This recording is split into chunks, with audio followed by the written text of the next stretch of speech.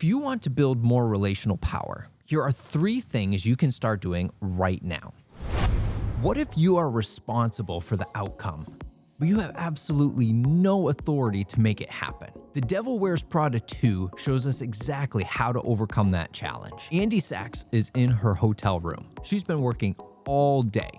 She's been building relationships, making calls, trying to solve problems, trying to figure out how to get things done in a world where she doesn't have much formal authority. Then there's a knock at the door. It's Miranda Priestley, and she comes to Andy because she needs something. Wait a minute.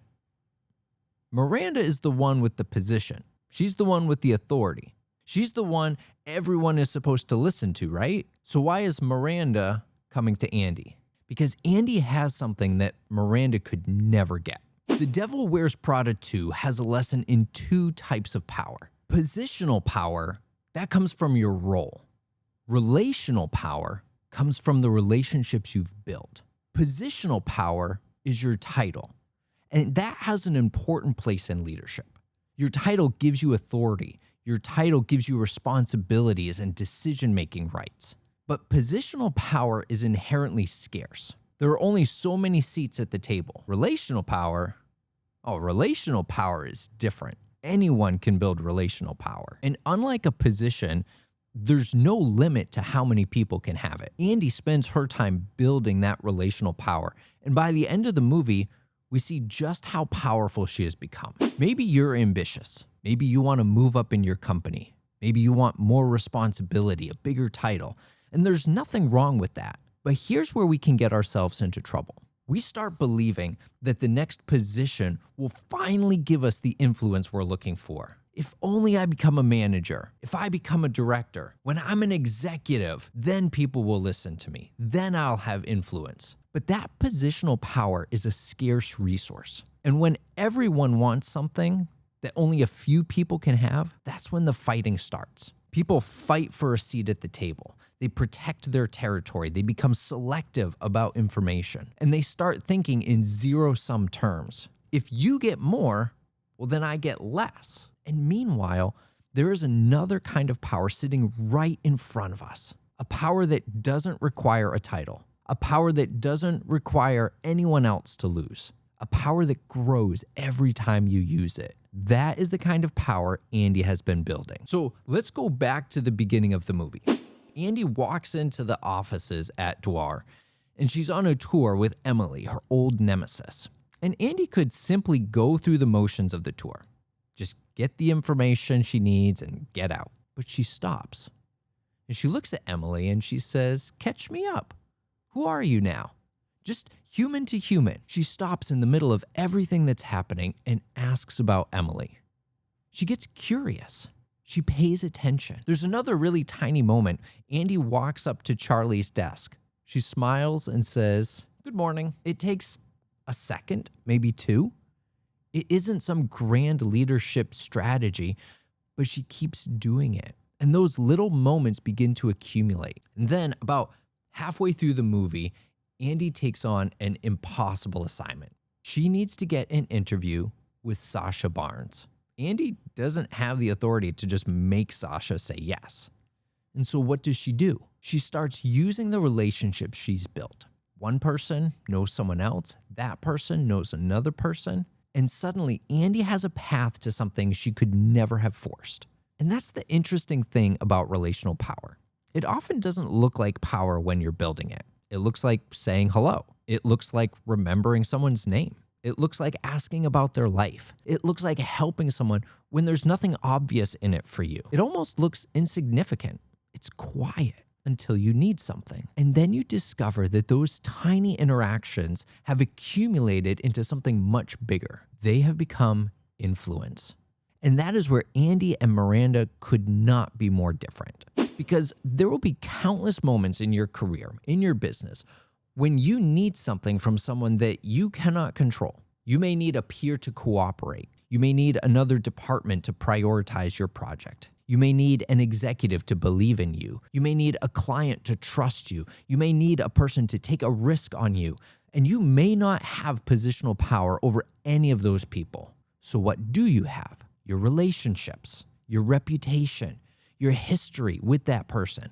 And that is power. And here's why I think this matters so much. Positional power is a scarce resource. If you want the next title, someone else may want that same title. If you want the corner office, there's only one corner office. If you want the promotion, there may only be one promotion available. And that creates a zero-sum mindset. But relational power doesn't work that way. If I build a strong relationship with you, I don't take anything away from someone else's relationship with you. And if you go on to build trust with 10 more people, then you just created more relational power. There's no limit to it. And that is why I think relational power is one of the most underused resources of influence in leadership. Now, I want to make an important distinction here. I'm not saying that positional power is bad. It's not. In fact, positional power is necessary. Organizations need people who have the authority to make decisions. They need accountability. They need someone who can say, this is the direction we're going. But positional power has limitations. Your title has boundaries. Relational power, that can go much further. Positional power says, do this because I'm your boss. Relational power says, can you help me because you care? Both have a place, but they create very different leadership experiences. And this is where Miranda is such an interesting contrast to Andy. Miranda has enormous positional power. She can tell people what to do. She can make decisions. She can reward. She can punish. But watch what happens when she needs people to do something that requires genuine cooperation. There's this scene with Lady Gaga where Gaga agrees to help Runway, but only because if she didn't, she would never get another cover. That is positional power. It's transactional. Andy is different. Andy certainly has ambitions. She's building her career, but she's also genuinely interested in people. She continues to help Nigel. She maintains her relationship with Emily. She cares about Miranda even when she has every reason to walk away. And near the end of the movie, Andy is offered a book deal worth hundreds of thousands of dollars, and she turns it down because she believes taking it could damage her relationship with Miranda. Andy is willing to give up something with enormous immediate value because she recognizes the long-term value of the relationship. That's not weakness. That's an understanding of power. That is why Miranda needs Andy. Not because Andy has title, not because Andy outranks anyone, but because Andy has built relationships that can move people. So if you want to build more relational power, here are 3 things you can start doing right now. Number 1, build relationships before you need them. Don't wait until you need a favor. Talk to people. Learn what matters to them. Ask about what they're working on. Andy is making deposits long before she needs to make a withdrawal. Number 2, become genuinely useful to people. Don't walk into every relationship thinking, hey, what can this person do for me? Instead, ask, how can I help this person succeed? That is how you build relational capital. And number 3, build relationships outside your formal circle. Don't only build relationships with your boss and your direct reports. Build them with your peers, other departments, executives, clients, people with expertise different from yours. The more diverse your network, the more support you'll have when you need it. So let's go back to that hotel room. Miranda walks in. She says, hey, we have work to do.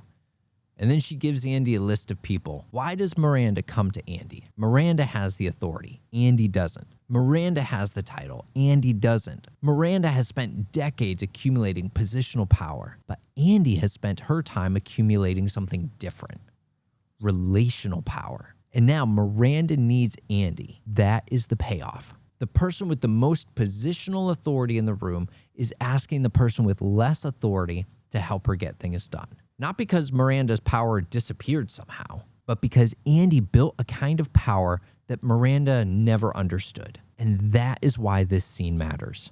So maybe you're thinking, if I want more influence, I need more authority. When in reality, authority is only one source of influence. Relationships are another, and often much more powerful. Sure, your title matters, but don't underestimate the power you can build simply by becoming someone people trust, respect, and want to help. And you don't have to wait for the next promotion to start building that. If you have a TV or movie character you'd like me to analyze, just drop that down in the comments. And until next time, take care.